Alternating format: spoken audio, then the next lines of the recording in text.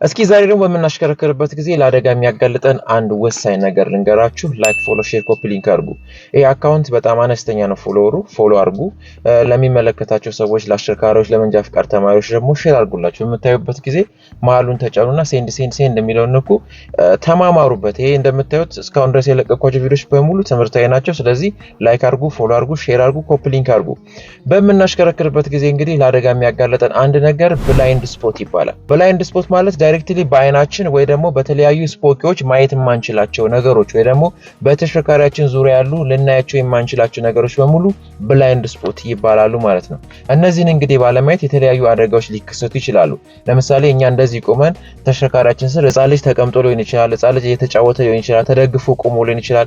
በተለይ ትልልቅ መኪኖች ላይ ሰዎች ተደግፎ ቆሞ ሊሆን ይችላል። ለምሳሌ ከባድ ተሽከርካሪ ይዘን አነስተኛ ተሽከርካሪ ከተሽከርካሪያችን ስር በግራ ወይ በቀኝ ወይ በፊት ለፊት በኩል ወይ ደግሞ በኋላ በኩል ቆሞ ሊሆን ይችላል። ይሄንን የማናይበት ኤሪያዎች ምን ይባላሉ? ብላይንድ ስፖት ይባላሉ ማለት ነው። ይሄንን ብላይንድ ስፖት እንግዲህ ማየት የማንችልባቸው የተለያዩ ምክንያቶች ይኖራሉ። አንደኛው ምንድነው?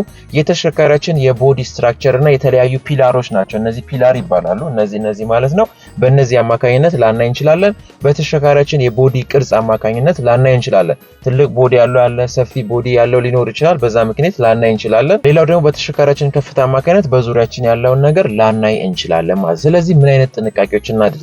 የመጀመሪያው ነገር ምንድነው? በትክክል ማየት እንድንችል እነዚህን ስፖኪዎች ማስተካከል ያስፈልጋል። በትክክል ከኋላ ያለውን ነገር መመልከት እንድንችል ማለት ነው። የቀኝ ስፖኪዮ አለ፣ የግራ ስፖኪዮ አለ፣ የኋላ መመልከቻ መስታወቶች አሉ። እነዚህ በአግባቡ እንዲታዩ አጀስት ማድረግ ያስፈልጋል። ከዚህ ፊት ስለ ስፖኪዮ ሰርቻለሁ።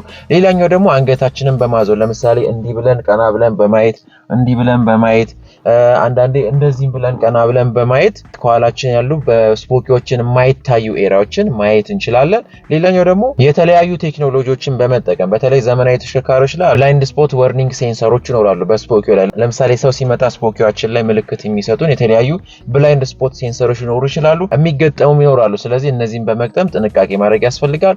ሌላኛው ደግሞ የትኛውም ቦታ ላይ ብላይንድ ስፖት ሊኖር ስለሚችል ከቆምንበት ቦታ ስንነሳ፣ በምንንቀሳቀስበት ጊዜ በሙሉ ሁሌ ሩቲን ፕራክቲስ ማድረግ ይኖርብናል። መከታተል ያስፈልጋል በግራ በቀኝ። በተለይ ሌላ ሀገራት ለምሳሌ ካናዳ ላይ፣ ጀርመን ላይ ብላይንድ ስፖት ያለማየት ምንድነው አውቶማቲክ ፌል ይባላል። ከቆምንበት ስንነሳ ብላይንድ ስፖትን ቼክ አላደረግንም ማለት ወዲያው ውረዱን የምንባለው ማለት። ስለዚህ ብላይንድ ስፖት አውቶማቲክ ፌል ይባላል ማለት። ስለዚህ እንደዚህ እንዳይሩ ምን ማድረግ አለብን? ፕራክቲስ ማድረግ ይኖርብናል ማለት ነው።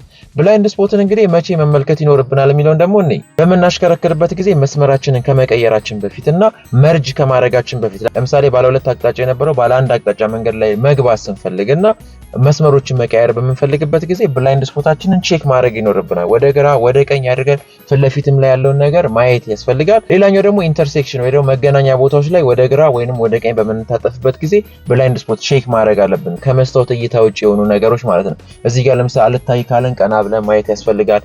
ክላክስ ማድረግ ያስፈልጋል። በተለይ ከቆምንበት ቦታ ስንነሳ ወደ ኋላም ቢሆን ወደፊትም ቢሆን በብላይንድ ስፖት የሚከሰተውን አደጋ ለመቀነስ ሁሌ ክላክስ ማድረግ ይኖርብናል። ስለዚህ ኢንተርሴክሽን ወይንም መገናኛ ቦታዎች ላይ ወደ ግራ ወይም ወደ ቀኝ መታጠፍ ስንፈልግ ብላይንድ ስፖቱን ቼክ ማድረግ ያስፈልጋል ማለት ነው። ሌላኛው ደግሞ ወደ ኋላ በምንንቀሳቀስበት ጊዜ አንዳንዴ በእነዚህ ስፖኪዎች በዚህ ሊሆን ይችላል በግራ በቀኝ ላይታየን በሚችልበት ጊዜ ምን ማድረግ እንችላለን ማለት ነው። አንገታችንን ልክ እንደዚህ ዞር አድርገን ማየት ያስፈልጋል ማለት ነው። እነዚህ ፓርኪንግ ኤሪያዎች ላይ ወደ ኋላ ወይ ደግሞ ወደፊት የምንገባ ከሆነ ስለዚህ እነዚህን ቼክ ማድረግ ይኖርብናል። ሌላኛውና የመጨረሻው ደግሞ በሮቻችንን ከመክፈታችን በፊት ለምሳሌ ተሳፋሪ ሲወርድ በር ሊከፍት ይችላል። አይተንለት የግራ ስፖኪ ወይንም የቀኝ ስፖኪ አይተንለት እንዲወርድ ማድረግ። እኛም በምንወርድበት ጊዜ አንዳንድ የማይታየን ቦታ ካለ ልክ እንደዚህ አንገታችንን ወጥ አድርገን አይተን ልንከፍት ይገባል ማለት። ስለዚህ በብላይንድ ስፖት አደጋዎች እንዳይከሰቱ እነዚህ ነገሮች መፈተሽ ይኖርብናል ማለት ነው። ስለዚህ በብላይንድ ስፖት አማካኝነት የሚከሰተውን አደጋዎች እና የተለያዩ ችግሮች ለመፍጠር ለምሳሌ በብላይንድ ስፖት አንዳንዴ አብዛኛውን ጊዜ አደጋ የሚደርሰው በእግረኞች ላይ ይደርሳል፣ በሳይክሊስቶች ላይ ሊደርስ ይችላል፣ ሞተር ሳይክል በሚያሽከረክሩ ሰዎች ላይ ሊደርስ ስለሚችል ተሽከርካሪያችንን ከማንቀሳቀሳችን በፊት አሁን በምስሉ ላይ የምትመለከቱት ኤሪያዎች በሙሉ ከስፖኪዮና ከአይናችን እይታ የራቁ ስለሆኑ በተቻለ መጠን ወደ ግራ ወደ ቀኝ ልክ እንደዚህ እየዞርን አይተን ልንንቀሳቀስ ይገባል ማለት ነው። ስለዚህ ይሄ ሁሉ ምንድነው እንግዲህ አደጋ እንዳይደርስ ነው ማለት ነው። አዲስ ከሆናችሁ ፎሎ አድርጉ። ሐሳብ አስተያየት፣ ጥያቄ ስለ ኮሜንት ሴክሽን ላይ አስቀምጡ። ለሁሉም ድረስ ላይክ፣ ፎሎ፣ ሼር፣ ኮፒ ሊንክ አድርጉ። ይመቻችሁ።